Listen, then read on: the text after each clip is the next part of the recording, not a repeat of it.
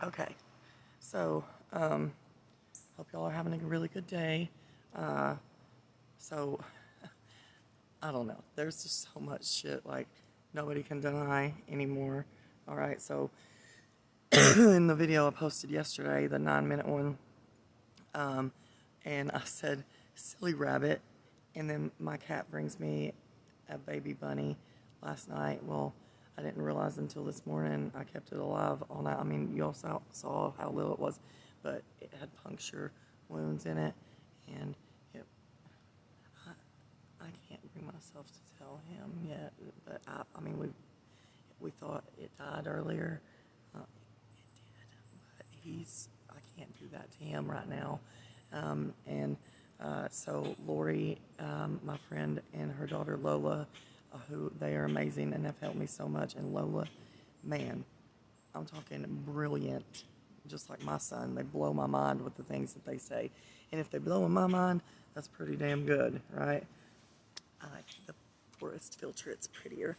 I don't need a filter though. Anyway, so I just finished doing the tarot. Oh, let me get back to the bunny. So, hello. Good, how are you? Good. Yes.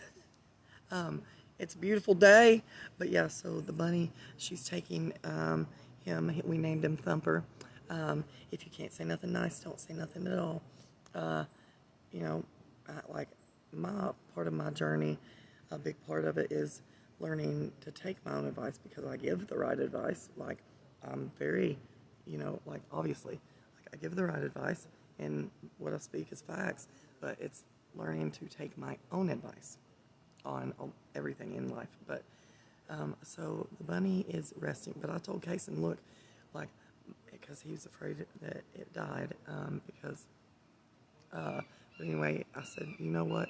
I've had holes in my body, you know, scars all over my body, holes in my body from, and then what you know what happened to me, like when all that happened, and like when I was septic and stuff, is my body God shut me down, like shut my body down, so I could sleep. All I did was sleep and heal.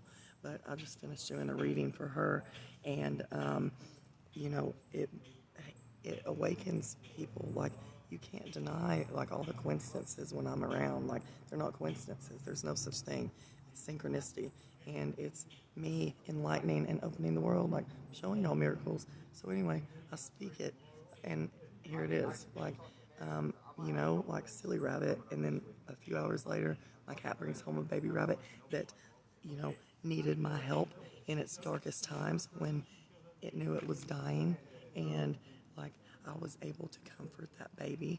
And I cried with Kason, but I told him this too, like, about death, and you know but that I said, look, that bunny will always be around us. I said, in spirit, there's no such thing as death. Like, and I said, he's scampering around here all the time. Of course, somebody's gonna call. Nobody ever calls me. Oh, it's Papa. I'll have to get it later. But I'll call him right back. Because if I don't get this out, I won't. But like, and like then I said, God will show you. I said, He'll show you a sign. Thumper will show you a sign. And then, like a few minutes later, when we were talking, I was telling him again, don't ever give up hope, because God put me to where I was dead just to rest. And I said, never give up hope. And look, he says, Mom, come here. And I go into the living room, and he on the TV, on his YouTube, that he was watching on the bottom, pulled up a mom with little baby bunnies all around her. I said, see, like, God shows, Spirit shows, like, it, like, to where you can't deny it. So anyway, I just finished doing a reading for her, because tarot is just a snapshot in time, like, and it's energy. Energy can be changed. It's all in how you view things, like, and tarot. If you leave tarot with a dark, negative feeling, or feel worse about yourself or scared, you are not getting tarot from the right person. If it scares you, it is not for you. If it empowers you and shows you who the fuck you really are, like it's supposed to do, and uplifts you, that's what it's intended for, to heal and to communicate with the divine. All right, but some people, it's whatever energy you put into it. if you put negative energy out into the world, like, of course that's what'll come through, you know? Like, you gotta make sure your shit's on point and on check, or you messing with shit that you don't want to mess with. I promise you that. You think it's all fun and games? It ain't fun and games. Like, I've gone through all the rites of passage in many, many, many lives. You know, I've earned my abilities in all areas. I've earned them in many lives. And so, you know, my squirrel medicine card kept coming out for her, and it was a beautiful reading. She cried, and like, it heals. Like, it heals that shadow part by acknowledging that shadow part. And tarot, it tells you things that you need to know, not what you want to know. Okay. And then I just opened this book, you know, my Desperate for You, the daily meditation, like I do, and look, there's a feather flying through the air, like, but that's angels all around me. Faith Begins writes, this is just what I opened to. It's page 82, which is a 10, completions of cycles. And so it says, faith begins precisely where thinking leaves off. Basically speaking, whatever you think can't happen, can. What was I just saying? What's incomprehensible to the human mind is where something larger has to take over. Something that doesn't begin with man, but with God. Maybe that's why when Jesus grabbed the little kid running by and told his followers that unless you become like this, in her reading it was childlike expression, like healing that inner child, and that's what I've been doing. That's what we're supposed to do. Be childlike, and because children are free because they know. And he told his followers, unless you become like this, you'll never enter the kingdom of heaven. They had a bit of trouble catching his drift. Yeah, y'all did. After all, they'd gone through hell and high water following him, and probably had a sneaking suspicion there was more to come. How on earth could a runny-nosed kid have one up on them? Well, for one thing, while the disciples spent the better part of their days asking Jesus questions, the children were content to just sit back and watch the show. They didn't need a scholar to explain the finer details of what was happening. They just accepted everything he said and did.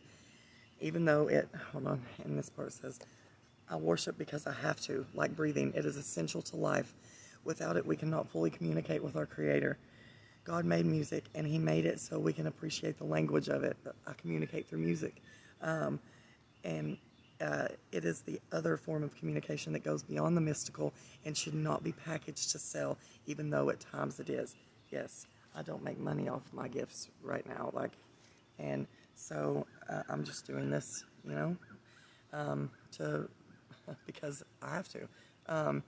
But even though it was a little far from what they were used to, was pretty much the way things should be. While the adults clutched their faith like ancient idols, clinging ferociously to what they had so none of it might seep through their fingers. The children grasped faith as easily as grabbing the hand of a friend sitting next to them. They say that children should be seen and not heard, but Jesus himself recommended listening. Maybe he knew that what we'd write off as foolish babbling really could hold the secrets of the universe. What? Y'all say I'm melodramatic and just babble about nonsense. What? Okay, what? Blessed are the pure of heart, he says, for they shall see God. Hang on one second. I love you. Hey, I don't want to show my messed up porch. Love you. Hey, tell Lola message me. Okay, I'll see y'all in a couple days. Happy birthday. That's my girl Lori, but I just don't want y'all to see. She looks so beautiful though. She dresses up. She works at the Sunliner Diner up in Pigeon Forge, where they get to dress like the 50s and stuff. And she goes all out with it. She's awesome. Like, you'll see. Because we're all coming out. Like, I'm empowering people. Everybody. Like, empowering. And by me doing that, it's pissing a lot of people off. Because they're realizing the toxic, negative shit that's really going on. Like, and realizing some shit. Like I said, maybe Jesus knew that what we would write off as foolish babbling really could hold the secrets of the universe. Blessed are the pure of heart, he says, for they shall see God. Not God as a reward in the sweet by and by, but God here and now. What? That the pure in heart shall see God isn't a promise, it's a statement. The pure in heart already see God everywhere. What? Oh, wait. You can see him in the beauty of the still in the night sky, in the sweetness of a dream realized, in the kindness of a stranger, if you know what you're looking for. Like, So yesterday I told this girl and went to Little Caesars to get the kids a pizza, and you know, I'm broke right now, and but you know, went through the drive-through, and there's this sweet little girl, and you know, she, you know, I could tell she was shy, but she smiled, and I said, "It's so nice." I said, "How are you today?" You know, I genuinely care about how people are doing. Like, and I talked to people. I said, "It's really sad that the girls at the gas station are, which I love y'all, thank you, are more my friends, you know, than Chelsea. You're my girl, and Kathy, all of you, Brooke, like all y'all. But like, it's pretty sad when the people at the gas station have been there more for me than people who I've been friends with my whole life that just use me and abuse me and then, you know, turn around and talk shit and spread lies. You know, shit's being spread all over. Look, God's revealing what's up, like right now. So listen, oh, the girl, I said, "It's so nice to see somebody smile." I said, "You have a pretty smile." And I was like, "Sprinkle that shit everywhere, girl." I said, "The world needs more of it." And she just gave me an extra pizza for free. Like, thank you. The kindness of a stranger, you know, does miraculous things. I didn't get Wi-Fi. I couldn't afford Wi-Fi, you know, and I ended up patiently waiting, just like everything. And ended up, now I get Wi-Fi free for 2 months. And I get Wi-Fi free for 2 months, and then it's only $10 a month after that. And it just, these things just fall in my lap. Abundance. I'm the empress. I attract, honey. I don't chase. I attract. Like, and you know, I birth new creative ideas constantly. Okay, so the poet Yeats prayed that, and right here, like I said, squirrel card, squirrel medicine kept coming up. And you know, I've already done a video about squirrels, one of my first ones, but in her reading. And then I literally opened this book. That's why I'm making this video. And you know, about that story, am I ready to see where I wrote up there? But it was on 10/19/2020 at 5:38 p.m. And we talk about numbers, and we had just been talking about the number 7 and 10. Well, 10/19, that's 10/10, breaks down to 10/10, and then 2020, 10/10/10/10, endings of all these cycles. And then the 5:38, it breaks down to 8/8, which is abundance, infinity, you know, all that. And then it breaks down to a 7, which is the divine. Okay, so the poet Yeats prayed that I may seem, though I die, an old, foolish, passionate man.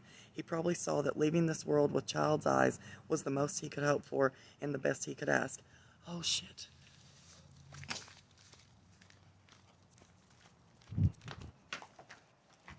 Lori forgot the bunny.